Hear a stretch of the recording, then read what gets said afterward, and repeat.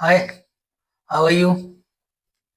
आज के सेशन में हम डिस्कस करने वाले हैं कि इंडियन रुपीस जो डॉलर के अगेंस्ट इतनी तेजी से फॉल क्यों कर रहा है। अगर आज की प्राइसेस बताएं तो रुपीस जो है 85 रुपीस पर डॉलर के हिसाब से कुछ अभी का रेट है। This keeps changing from day to day. So before going into the what are the clear factors responsible for it, हमें जरूरत होगी कुछ की कंसेप्ट समझने की। ठीक है, तो समझते हैं पहले वो की कंसेप्ट क्या है। तो एक सवाल मैं पूछता हूँ आपसे। अच्छा, एक बात बताओ कि पुराने समय में इस तरह की कोई प्रॉब्लम क्यों नहीं थी, एक्सचेंज रेट जैसी। देखो, पुराने समय में एक्सचेंज रेट जैसी प्रॉब्लम इसलिए नहीं थी क्योंकि उस टाइम पे हम लोग गोल्ड में ट्रेड करते थे या सिल्वर में ट्रेड करते थे।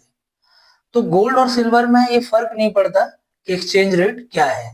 जैसे मैं एक सपोज करूं, एग्जांपल के तौर पे मैं कहूं कि ये पेन जो है वो मैंने यूएस से खरीदी है, या मैं कहूं कि मैं ये पेन बेचना चाहता हूं और इस पेन का जो कीमत है वो एक सिक्का है गोल्ड का। तो वो इस बात से मुझे कोई फर्क नहीं पड़ता कि वो सिक्का जो है वो कहां से आया है। वो सिक्का ऑस्ट्रेलिया का है कि वो सिक्का यूएस का है या फिर वो सिक्का फ्रांस से है। It doesn't matter. मैटर क्या करता है? मैटर ये करता है कि उसमें वजन बराबर होना चाहिए और वो सिक्का गोल्ड का होना चाहिए। That's enough. ठीक है, तो इसीलिए उस टाइम पे कोई प्रॉब्लम नहीं हुआ करती थी। नाउ हम अब क्या फॉलो करते हैं? अब हम फॉलो करते हैं करेंसी सिस्टम। करेंसी का मतलब होता है, currency is a fiat money. Fiat money, fiat मतलब FIAT, फिएट मनी। फिएट का मतलब होता है by order, bye some authority. तो गोल्ड में क्या होता है? गोल्ड की अपनी इंट्रिंसिक वैल्यू होती है। गोल्ड के सिक्के की अपनी कीमत होती है। एक नोट की कोई कीमत नहीं होती। हार्डली वो 50 पैसा खर्चा आता है उसमें, प्रिंटिंग और कागज सब कुछ मिला के। और वो नोट 500 का हो सकता है। तो उसकी वैल्यू 500 नोट में कुछ नहीं है। उसकी वैल्यू 500 इसलिए है क्योंकि वो नोट पे आरबीआई के गवर्नर के साइन है। मींस उसकी पोजीशन की वजह से वो वैल्यू है उसकी नोट की। तो समझ में आया? इस तरह की करेंसी को, इस तरह के नोट करेंसी को क्या बोला जाता है? फिएट मनी या फिएट करेंसी। तो जिस करेंसी का जितनी पावरफुल इकोनॉमी होती है वो करेंसी उतनी पावरफुल होती है। सपोज करो कि अगर अफगानिस्तान का गवर्नर कोई करेंसी साइन करके देता है, will you trust that money? I think no. क्यों? क्योंकि अफगानिस्तान में कुछ पता नहीं है कि ये गवर्नर कब तक रहेगा। पता नहीं अभी अफगानिस्तान की गवर्नमेंट भी रहेगी कि नहीं रहेगी, कि कोई दूसरी कंट्री उस पर कब्जा कर लेगी। तो उस करेंसी की कोई वैल्यू नहीं है। जैसे एक एग्जांपल और ले लूं, हमने देखा 2022 के अराउंड कि श्रीलंका में एक तरह से उथल पुथल हो गई थी पूरा। तो श्रीलंका के गवर्नर की करेंसी की कोई वैल्यू नहीं है, इतनी ज्यादा वैल्यू नहीं है। लोग आसानी से ट्रस्ट नहीं करेंगे। ठीक है, सपोज करो मैंने करेंसी रख ली और करेंसी पे मैं, करेंसी मेरी बैंक्स में है और वो गवर्नमेंट चली जाती है, तो मैं उस करेंसी को कहाँ लेके जाऊंगा? No place is there to. समझ में आई बात? तो फिएट सिस्टम है। अब कैसा है? तो हर करेंसी की इक्वल वैल्यू नहीं है। जो इकोनॉमी ज्यादा स्ट्रांग है उनकी करेंसी की वैल्यू ज्यादा है। बट प्रॉब्लम इज देयर कि हमें ट्रेड तो सबसे ही करना है। हमें तंजानिया के साथ भी ट्रेड करना है, हमें सोमालिया से भी ट्रेड करना है, हमें अफगानिस्तान से भी ट्रेड करना है, हमें श्रीलंका से भी ट्रेड करना है। तो समझ रहे हो? अब हम ट्रेड करेंगे तो क्या उनकी करेंसी में ट्रेड कर सकते हैं? नहीं कर सकते हैं। अभी मैं एक्सप्लेन करूंगा क्यों नहीं कर सकते हैं। तो इसीलिए कि ट्रेड करने के लिए पूरी दुनिया में कोई एक ऐसी करेंसी होनी चाहिए जो सबको एक्सेप्टेबल हो। अच्छा, कोई करेंसी सबको एक्सेप्टेबल हो, इसके लिए तीन कंडीशन कम से कम बनती है। वो तीन कंडीशन क्या क्या है? पहली कंडीशन ये है कि वो करेंसी, जिस कंट्री की वो करेंसी है, वो कंट्री बहुत ही मिलिटरीली पावरफुल होनी चाहिए।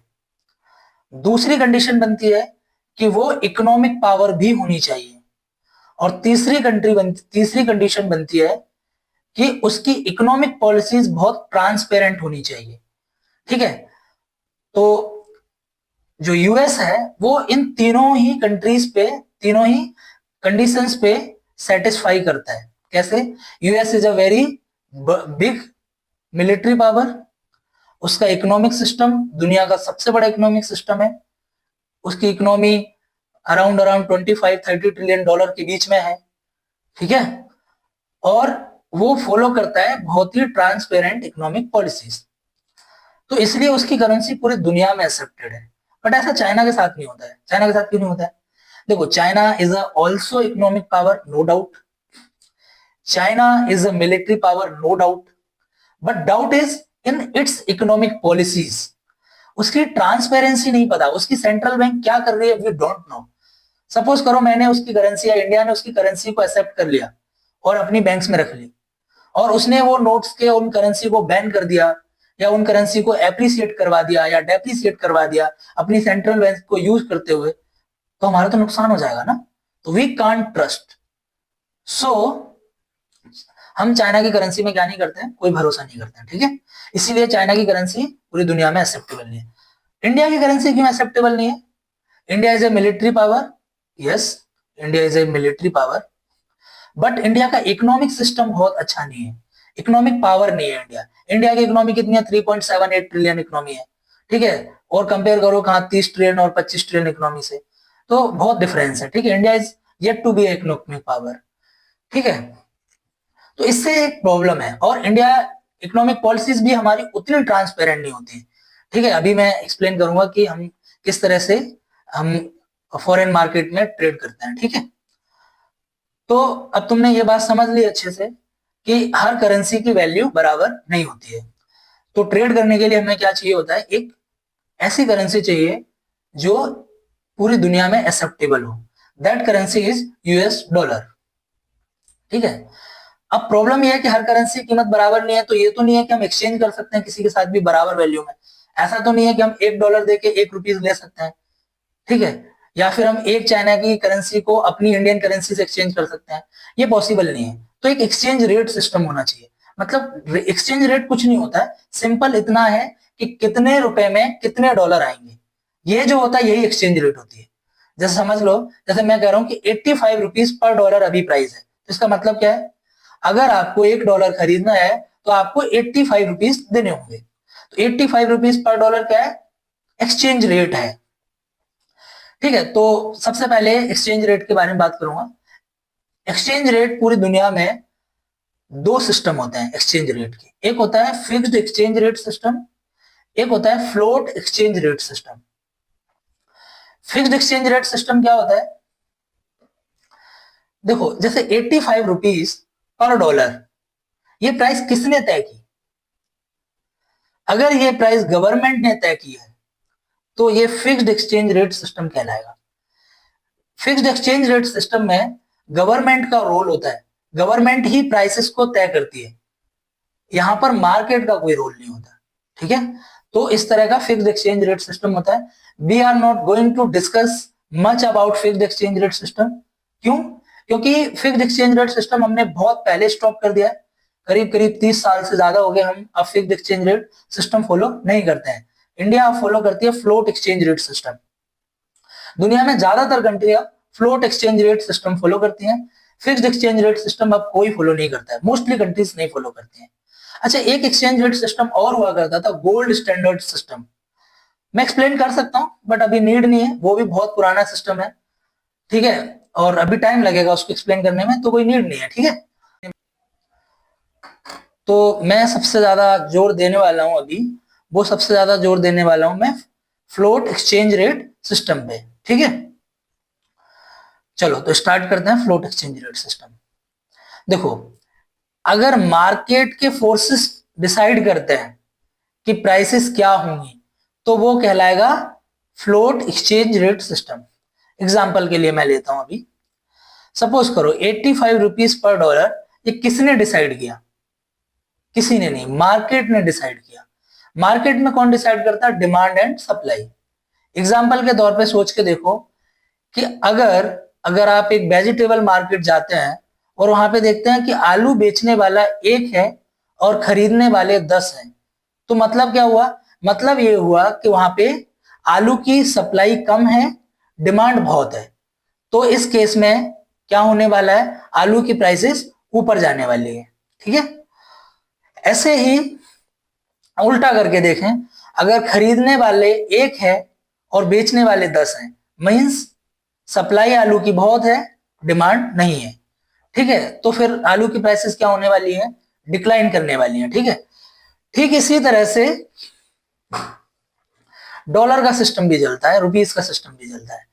अगर जिस करेंसी की डिमांड ज्यादा होती है तो वो करेंसी एप्रिशिएट करती है, मतलब बढ़ती है उसकी प्राइसेस, और जिसकी डिमांड कम होती है उसकी प्राइसेस नीचे आ जाती है, डेप्रिशिएट करती है। ठीक है, तो इस अगर मार्केट के डिमांड एंड सप्लाई के बेस पे प्राइसेस डिटरमिन हो रही है तो फिर वो कहलाएगा float exchange rate system. Float exchange rate system में अभी 2 वेरिएशन होते हैं, एक होता है फ्री फ्लोट, एक होता है मैनेज्ड फ्लोट। इंडिया कौन सा फॉलो करता है, आई टेल यू। ठीक है, देखो फ्री फ्लोट में सेंट्रल बैंक कोई इंटरवीन नहीं करती है, कंप्लीटली मार्केट डिसाइड करती है। Completely means no interference from other side. ठीक है, फ्लोट एक्सचेंज रेट सिस्टम में, मैनेज्ड फ्लोट में सेंट्रल बैंक इंटरवीन करती है और सेंट्रल बैंक के मैनिपुलेशन से प्राइसेस थोड़ा बहुत चेंज होती हैं। तो इंडिया कौन सा सिस्टम फॉलो करता है, मैनेज्ड फ्लोट सिस्टम।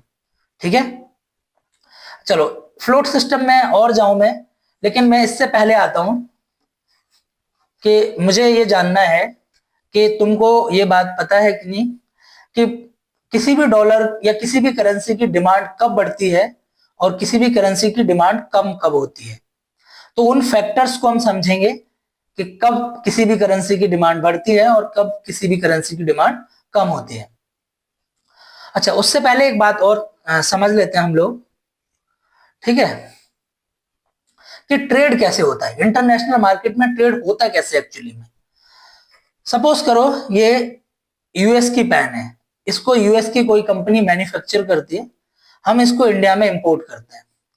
तो अगर मुझे ये पेन खरीदनी है तो मैं क्या करूंगा, सबसे पहले मैं इंडियन रुपीस में, तो वहां की कंपनी एक्सेप्ट नहीं करेगी इंडियन रुपीस को, वो कहेगी कि मुझे डॉलर दोगे तो मैं ये पेन आपको दूंगा। तो मैं क्या करूंगा, सबसे पहले मैं मनी अपना इंडियन रुपीस लेके मार्केट जाऊंगा। कहां जाऊंगा, forex market, foreign exchange market. इसमें मेनली बैंक्स होती हैं। ठीक है, उस मार्केट में जाऊंगा मैं, और उस मार्केट में मैं पहले रुपीस को बेचूंगा, बदले में मैं डॉलर खरीदूंगा। किससे, बैंक से। किस पे, एक्सचेंज रेट पे। अगर मुझे आज के दौर में जाता तो मुझे 85 रुपीज देने होते, फिर मेरे को $1 मिलता। ठीक है, अगर इसी तरह से मेरे को ज्यादा डॉलर चाहिए तो मेरे को ज्यादा रुपीस देने होंगे। जो मेरे को डॉलर मिलेंगे उन डॉलर से फिर मैं ये पेन खरीदूंगा। तो बात समझ में आई कैसे ट्रेड होता है। जो भी आप जिस चीज कंट्री का भी सामान खरीदते हैं तो सबसे पहले आपको उस कंट्री की करेंसी चाहिए होती है। ठीक है, उस कंट्री की जब करेंसी आपके पास होती है तभी आप उसको खरीद सकते हो। और वो करेंसी आपको कहां से अवेलेबल होती है, वो अवेलेबल होती है आपको फॉरेन एक्सचेंज मार्केट से। तो हम समझते हैं कि किन किन फैक्टर्स पे किसी भी करेंसी की डिमांड डिपेंड करती है। तो पहला फैक्टर है एक्सपोर्ट्स। एक्सपोर्ट्स मतलब सामान बाहर के देशों में बेचना। अब मान लो मैं एक एग्जांपल लेता हूं, उस एग्जांपल के तौर पे आप ऐसे समझो कि मान लो ये पेन है, इंडियन पेन है, और ये पेन पूरे दुनिया में डिमांड में है। हर कंट्री इस पेन को खरीदना चाहती है। अब इस पेन को हर कंट्री खरीदना चाहती है तो हर कंट्री क्या करेगी, सबसे पहले वो अपनी अपनी करेंसी को एक्सचेंज मार्केट में क्या करेगी, बेचेगी, और बदले में इंडियन रुपीस को लेगी। फिर उन इंडियन रुपीस से वो इस पेन को खरीदेगी। ओवरऑल क्या हुआ कि फॉरेन एक्सचेंज मार्केट में हर कोई इंडियन करेंसी को डिमांड कर रहा है। हर कोई चाह रहा है कि give me Indian rupees to buy this pen. ठीक है, और सप्लाई किसकी है, अदर करेंसीज की सप्लाई है। तो जिस चीज की डिमांड होगी उसकी प्राइसेस तो ऊपर जाने वाली है। तो एक्सपोर्ट अगर बढ़ते हैं तो प्राइसेस कहां जाती हैं, कंट्री की एप्रिसिएट करती है। ठीक है, दूसरा फैक्टर है फॉरेन इन्वेस्टर्स। जब किसी भी कंट्री में फॉरेन इन्वेस्टर्स आते हैं तब फिर से डिमांड बढ़ती है उस करेंसी की। कैसे, एग्जांपल के तौर पे समझो, सपोज करो कि कोई यूएस का इन्वेस्टर है, वो इंडिया में आके इन्वेस्ट करना चाहता है। यहाँ पे वो $10 बिलियन का कोई प्रोजेक्ट लगाना चाहता है। तो वो प्रोजेक्ट जब लगाने आएगा इंडिया में, तो यहाँ पे उसको इंडियन वर्कर्स चाहिए होंगे, इंडियन लैंड खरीदेगा, इंडियन फैक्ट्री के लिए सामान लेगा, रॉ मटेरियल चाहिए होगा। अब इंडियन वर्कर्स को वो डॉलर में तो पे नहीं कर सकता, उसको किस में पे करना होगा, इंडियन रुपीज में पे करना होगा। अगर उसको कोई रॉ मटेरियल चाहिए फैक्ट्री बनाने के लिए, सीमेंट और आयरन वायरन, स्टील, तो अगर उसको चाहिए तो ये कैसे मिलेगा, उसको इंडियन रुपीज में मिलेगा, डॉलर में नहीं लेगा कोई।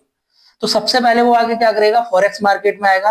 पहले वो $10 बिलियन को सेल करेगा। कहां सेल करेगा, फॉरेक्स मार्केट में। बदले में क्या डिमांड करेगा, इंडियन रुपीज। तो क्या हो रहा है, इंडियन रुपीज की डिमांड बढ़ रही है और डॉलर की सप्लाई बढ़ रही है। तो इंडियन रुपीज की डिमांड बढ़ रही है, तो इसका मतलब करेंसी क्या करेगी, एप्रिसिएट करेगी।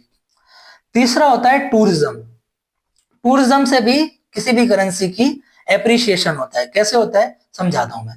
सपोज करो कोई फॉरेन जो टूरिस्ट है इंडिया आता है, सपोज करो कि वो फ्रांस का टूरिस्ट है, इंडिया आया। अब इंडिया में उसको वृंदावन जाना है, या फिर उसमें इंडिया में उसको ताजमहल जाना है, तो उसको जो बस का किराया है या ट्रेन का किराया, वो उसको किस में पे करना होगा, इंडियन रुपीस में पे करना होगा। तो उसको अपने खर्चे के लिए कौन सा रुपीस चाहिए, इंडियन रुपीस चाहिए। तो वो क्या करेगा, अपने साथ जो भी करेंसी लाया होगा उस करेंसी को एक्सचेंज मार्केट में क्या करेगा, बेचेगा, और बदले में क्या लेगा, इंडियन रुपीस। मींस डिमांड किसकी जनरेट हो रही है, इंडियन रुपीस के लिए डिमांड जनरेट हो रही है। तो फिर से करेंसी क्या करेगी, एप्रिशिएट करेगी, मतलब प्राइसेस उसकी राइज होंगी। चौथा फैक्टर होता है रेमिटेंसेस। रेमिटेंसेस समझते हो गए आप लोग, नहीं समझते हो कोई नहीं, let me take an example for easy understanding. Suppose करो I am a software engineer working in the US Silicon Valley for Microsoft. ठीक है, मैं माइक्रोसॉफ्ट के लिए काम करता हूँ यूएस में। यूएस में जो माइक्रोसॉफ्ट है मुझे सैलरी देता है डॉलर्स में, बट मेरे पेरेंट्स इंडिया में रहते हैं। As a obedient son I have to take care of them. ठीक है, तो मुझे उनका ध्यान रखना होगा। तो मैं अपने पेरेंट्स को वो जो भी मेरे को सैलरी मिलती है इन डॉलर्स, मैं उनको ट्रांसफर करता हूँ यहाँ पे। बट मदर कहती हैं कि नहीं, इससे काम नहीं हो रहा है, कोई ले नहीं रहा है। तो मदर को मैं कहता हूँ कि मम्मी आप एक काम करो, जाके इनको एक्सचेंज करा लो। तो रेमिटेंसेस क्या है, वो जो भी बाहर के जो लोग बाहर काम कर रहे हैं, अब जब वो अपनी फैमिली को पैसा भेजते हैं, उस पैसे को रेमिटेंसेस कहा जाता है। तो रेमिटेंसेस किस में आते हैं, फॉरेन करेंसी में होते हैं। फिर वो फॉरेक्स मार्केट में आते हैं, वहां पर उनको बेचा जाता है और बदले में इंडियन रुपीस खरीदा जाता है। तो क्या होता है, इंडियन रुपीस के अगेन डिमांड जनरेट होती है और इंडियन रुपीस एप्रिसिएट करता है। ठीक है, तो मेनली ये 4 फैक्टर्स हैं। उन 4 फैक्टर्स में एक तो एक्सपोर्ट है, रेमिटेंसेस है, टूरिज्म है एंड फॉरेन इन्वेस्टर्स हैं। तो ये तो एप्रिसिएशन के रीजन हुए। अब हम पढ़ते हैं डेप्रिसिएशन कब होता है करेंसी का। करेंसी की प्राइसेस, किसी भी करेंसी के अगेंस्ट वो करेंसी फॉल कब होती है, जो कि अभी इंडियन रुपीस के साथ हो रहा है। तो उसमें भी वही कारण है, या तो एक्सपोर्ट वीक हो जाए, मींस एक्सपोर्ट नहीं कर पा रही है कंट्री। दूसरा रीजन इंपोर्ट्स बढ़ जाए। इंपोर्ट्स का एक let me take an example. Suppose करो कि हम बाहर से डॉलर सॉरी सपोज करो कि हम ऑयल को क्या करते हैं, इंपोर्ट करते हैं। तो ऑयल इंपोर्ट करने के लिए हमें क्या करना होता है, ऑयल को इंपोर्ट करने के लिए हम क्या करते हैं, डॉलर में पे करते हैं। तो हम क्या करते हैं, सबसे पहले इंडियन रुपीस को फॉरेक्स मार्केट में सेल करते हैं और बदले में डॉलर को डिमांड करते हैं। What is happening here, what is happening here, currency, Indian currency की सप्लाई हो रही है, मतलब सेल कर रहे हैं। डिमांड किसकी जनरेट हो रही है, डॉलर की, है ना। You can understand it. Dollar की डिमांड हो रही है, तो इस केस में क्या होने वाला है, इंडियन करेंसी डेप्रिसिएट करेगी। इट्स वेरी सिंपल, है ना। दूसरा रीजन क्या है, जब इन्वेस्टर्स किसी भी कंट्री को छोड़ते हैं, जैसे यहां से छोड़ के जा रहे हैं, तो करंट, जैसे मान लो मैंने अभी एग्जांपल लिया था 10 बिलियन वाला। अब सपोज करो कि वो $10 बिलियन का जो प्रोजेक्ट है वो बंद हो रहा है, तो उन्होंने बंद कर दिया। $10 बिलियन में अपना सारा सेल कर दिया पूरा कंपनी को। अब वो $10 बिलियन में सेल तो नहीं हुई, यहाँ पे सेल किस में हुआ होगा, वो एक्चुअली में वो उनको जो पैसा मिला होगा बेच के कंपनी, वो रुपीज में मिला होगा। But they can't take that money to the US, क्योंकि वो इंडियन रुपीज है, वहां पे यूएस में कोई मीनिंग नहीं है उसका। तो वो लोग क्या करेंगे, पहले वो इंडियन रुपीज को बेचेंगे। मींस इंडियन रुपीज की डिमांड नहीं है, सेल हो रहा है, सप्लाई ग्रो हो रही है। और डिमांड क्या करेंगे, डॉलर।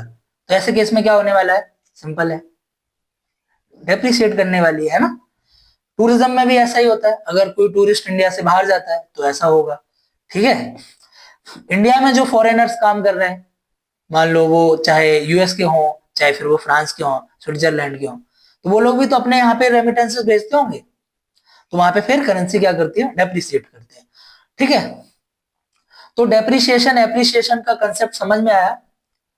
चलो अब मैं एक थोड़ा सा इंडियन सिस्टम में आता हूं, जो इंडिया फॉलो करती है, मैनेज्ड फ्लोट सिस्टम, ठीक है। एक्सचेंज रेट सिस्टम है, मैनेज्ड फ्लोट सिस्टम। तो मैनेज फ्लोट में क्या होता है, इंडियन बैंक्स जो होती हैं वो उसमें इंटरवीन करती हैं। कैसे इंटरवीन करती हैं, let me give an example. Suppose करो कि फॉरेन इन्वेस्टर सेल कर रहे हैं, क्या सेल कर रहे हैं, इंडियन रुपीज डिमांड कर रहे हैं डॉलर्स की। तो जैसे ही आरबीआई को पता चलता है कि डॉलर्स की डिमांड हो रही है, इंडियन रुपीज को सेल कर रहे हैं, तो आरबीआई क्या करती है, आरबीआई का जो फॉरेक्स रिजर्व है, जो आरबीआई का अकाउंट है, उस अकाउंट में भी बहुत सारा डॉलर पड़ा होता है, ठीक है। अभी हमारे फॉरेक्स रिजर्व कितना है, 700 बिलियन के आसपास है। सपोज करो अगर आरबीआई को पता चलता है कि 10 बिलियन डॉलर्स की डिमांड आने वाली है, तो 10 बिलियन की डिमांड आती है, आरबीआई अपने फॉरेक्स से, अपने फॉरेक्स रिजर्व में से उतने 10 बिलियन डॉलर की सप्लाई बढ़ा देता है। तो मींस क्या हुआ, जितनी डिमांड जनरेट हुई उतनी ही आरबीआई ने क्या कर दी, अपनी तरफ से सप्लाई बढ़ा दी। तो क्या होने वाला है, डॉलर की फॉरेक्स मार्केट में कोई डिमांड नहीं दिखने वाली है, मींस कोई भी एक्सचेंज रेट पे फर्क नहीं आने वाला है। ऐसे ही जैसे आरबीआई को पता चलता है कि इंडियन रुपीस लोग बहुत सेल कर रहे हैं, तो आरबीआई डिमांड शुरू करना शुरू कर देती है इंडियन रुपीस की।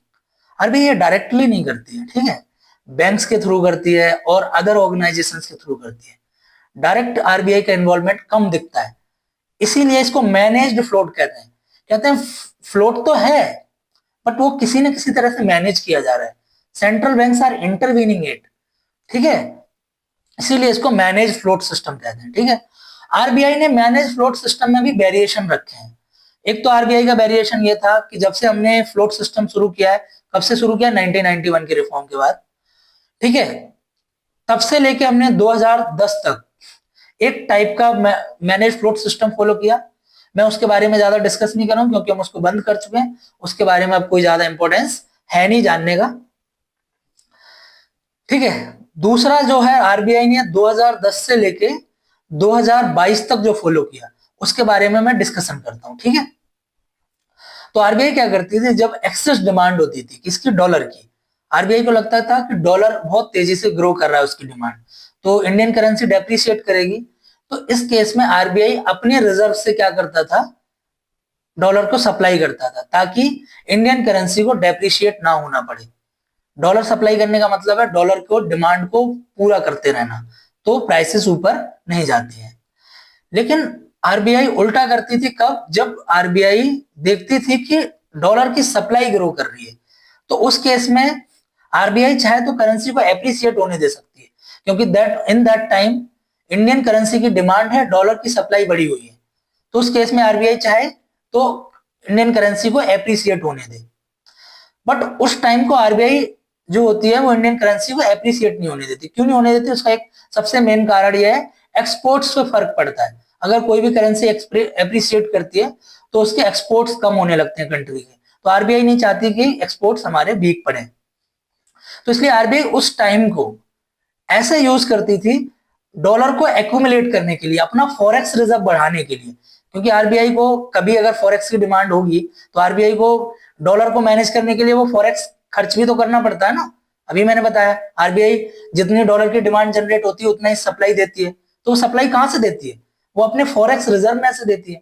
तो उस रिजर्व उसका खाली हो जाता है उस टाइम में, आरबीआई इस टाइम को अपॉर्चुनिटी की तरह यूज करती है उस रिजर्व को दोबारा फिल करने के लिए। तो जैसे डॉलर की सप्लाई बढ़ती है आरबीआई डॉलर को एक्यूमुलेट करना शुरू कर देती है और रुपये को एप्रिसिएट नहीं होने देती, वहीं की वहीं रखती है डेप्रिसिएशन। ये तो हमने 2022 तक का सिस्टम देखा। कोविड के बाद आरबीआई ने अपनी पॉलिसी में थोड़ा चेंज किया। वो चेंज क्या किया, आरबीआई ने कहा कि हमें जो भी करना पड़े बैंक में, मार्केट में, चाहे वो हमें डॉलर की सप्लाई बढ़ानी पड़े, चाहे हमें डॉलर की सप्लाई कम करनी पड़े, उसके लिए हमें जो भी काम करना पड़े वो हम करेंगे, बट रुपीज पे कोई फर्क नहीं आना चाहिए, रुपी एक्सचेंज रेट में कोई दिक्कत नहीं आनी चाहिए, रुपी ना तो फॉल करना चाहिए ना ही रुपी राइज करना चाहिए। तो ये फॉलो करने के लिए आरबीआई कभी डॉलर सप्लाई करती थी, कभी डॉलर को एक्यूमुलेट होने देती थी। तो इस तरह से आरबीआई का कर, हाँ इस पॉइंट को जरूर याद रखना 2022 वाले को। अभी हम इसको थोड़ा देर में डिस्कस करेंगे, ठीक है। चलो तो अब हम बात करते हैं कि एक्चुअली में अभी ऐसा क्या हुआ कि जो 2024 और 25 के दरमियान आरबीआई ने देखा, हम सब ने देखा कि डॉलर के अगेंस्ट रुपीस बहुत तेजी से फॉल किया, ठीक है। आज के टाइम पे हमारा $86 के आसपास पहुंच गया प्राइसेस, ठीक है। हिस्ट्री में इतना कभी नहीं गया, ये फर्स्ट टाइम हुआ ऐसा। तो हम देखते हैं इसमें क्या क्या फैक्टर्स हैं। तो इसमें पहला फैक्टर्स है डोनाल्ड ट्रंप का आना। यूएस के न्यू प्रेसिडेंट है डोनाल्ड ट्रंप, जिनका कल ही उन्हें इनॉग्रेशन हुआ है, ठीक है। तो डोनाल्ड ट्रंप की वजह से इतना क्या मुश्किल है, डोनाल्ड ट्रंप की वजह से मुश्किल ये है, Donald Trump is a very unpredictable guy. वो क्या करेगा दुनिया में नो वन नोस, ठीक है। उसके बारे में गैस, तो दुनिया, सारी दुनिया बहुत ही असमंजस में है, डरी हुई सी है कि what is going to happen. तो इन्वेस्टर्स भी डरे हुए हैं, इन्वेस्टर्स वेट कर रहे थे किस चीज का, कि अभी उनको कहीं इन्वेस्ट नहीं करना है। तो उन्होंने जहां जहां पे भी उन्होंने इन्वेस्ट कर रखा था, वहां से उन्होंने सब जगह से विड्रॉ कर लिया। जैसे इंडियन मार्केट्स में जो भी इन्वेस्टर्स इन्वेस्ट कर रखे थे, सारे इन्वेस्टर्स ने अपना पैसा धीरे धीरे निकालना शुरू कर दिया इंडियन मार्केट से। इसी तरह से अदर जगह भी किया। ऐसा नहीं है कि इंडियन डॉलर, इंडियन रुपीज ही फॉल कर रहा है, दुनिया में ज्यादातर करेंसी फॉल कर रही है, ये उसमें बहुत बड़ा कारण है। अब डोनाल्ड ट्रंप आ चुके हैं, क्या करने वाले हैं। डोनाल्ड ट्रंप का एक प्लान है, शायद तुमने सुना होगा, मागा। मागा मतलब मेक अमेरिका ग्रेट अगेन। उसमें वो क्या फॉलो करने वाले हैं, अमेरिका फर्स्ट पॉलिसी। उसमें उनको ये लगता है कि दुनिया में कुछ भी फर्क पड़े, अमेरिका का फायदा दोबारा से होना चाहिए, ठीक है। तो आगे चलते हैं। एक तो ये रीजन हो गया, तो डोनाल्ड ट्रंप की वजह से लोगों के अंदर थोड़ा सा, किसी को डर था, किसी को उत्साह था, तो इस वजह से लोग अपनी पोजीशन को होल्ड करके रखे थे। दूसरा रीजन क्या है, पैकेजेस अनाउंस्ड बाय चाइना। अच्छा सुनो, इस बीच में क्या हुआ, जो चाइना है उसकी इकोनॉमी स्लो डाउन कर रही है। तो चाइना ने अपनी इकोनॉमी को दोबारा से ग्रोथ लाने के लिए, और उसने बहुत सारे फाइनेंशियल पैकेजेस अनाउंस किए, जिसमें $1 बिलियन के पैकेजेस हैं, और इन्वेस्टर्स को बोला है कि कम इनटू चाइना। वहां पे हम बहुत सारे आपको क्या देने वाले हैं, टैक्स बेनिफिट्स और इंसेंटिव्स देने वाले हैं।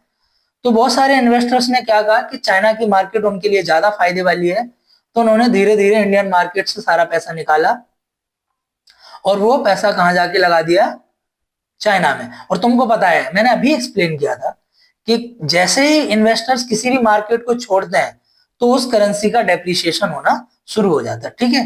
दो कारण ये हो गया। तीसरा कारण क्या है, tightening of monetary policy across the world. देखो कोविड के बाद क्या हुआ था, कोविड के बाद हुआ था कि पूरी दुनिया में सारी इकोनॉमीज स्लो डाउन हो गई थी। तो सारी इकोनॉमीज ने दोबारा अपना प्रोडक्शन सिस्टम रिवाइव करने के लिए हर कंट्री ने लोन सस्ते कर दिए, मतलब मॉनेटरी पॉलिसी लूज कर दी। मॉनेटरी पॉलिसी लूज का सिंपल मतलब होता है कि इंटरेस्ट रेट को कम कर देना। जब इंटरेस्ट रेट कम कर दिए तो क्या हुआ, फिर सारी जगह इन्वेस्टर्स ने क्या किया, जैसे मान लो यूएस का एक एग्जांपल ले लो। यूएस में लोन के रेट्स क्या है, 1% है, हाईली 1.5%। तो वो क्या, वहां के लोगों ने क्या किया, वहां के लोगों ने यूएस से पैसा लिया और इंडियन मार्केट में इन्वेस्ट करना शुरू कर दिया। क्यों, कि इंडिया में फिर भी रिटर्न कितना है, 4 to 5%। तो बीच का जो 3 से 4% है वही उनका फायदा हो जाएगा। तो उन्होंने ये शुरू किया करना, तो इसलिए उन्होंने, सारी दुनिया ने इन्वेस्ट करना शुरू किया, सस्ते लोन लिए अपनी कंट्रीज में, और बाहर जहां भी उनको महंगा लग रहा था वहां पे उन्होंने इन्वेस्ट कर दिया। लेकिन अब इकोनॉमी रिवाइव हो चुकी है दुनिया में हर जगह, तो अब सारी जो कंट्रीज की जो सेंट्रल बैंक्स हैं वो दोबारा से इंटरेस्ट रेट बढ़ा रही है। अब इंटरेस्ट रेट बढ़ाएंगे, अब जैसे यूएस का एग्जांपल लूं, तो मान लो 1% से बढ़ा के उन्होंने 3-4% कर दिया, तो उनका बीच का जो गैप है वो तो बचा ही नहीं। तो वो क्या करेंगे, वो ये करेंगे कि इंडियन मार्केट से पैसा उठाएं, जहां से लिया था उसको वापस कर दें, ठीक है। तो इस वजह से भी इंडियन मार्केट से बहुत सारा पैसा आउट हो गया। वो पैसा जब बाहर जाता है तो तुमको पता है कि करेंसी क्या करती है, डेप्रिसिएट करती है। तीसरा क्या है, हमारे एक्सपोर्ट्स वीक रहे इस बार, हमने एक्सपोर्ट बहुत ज्यादा स्ट्रांग नहीं रखे।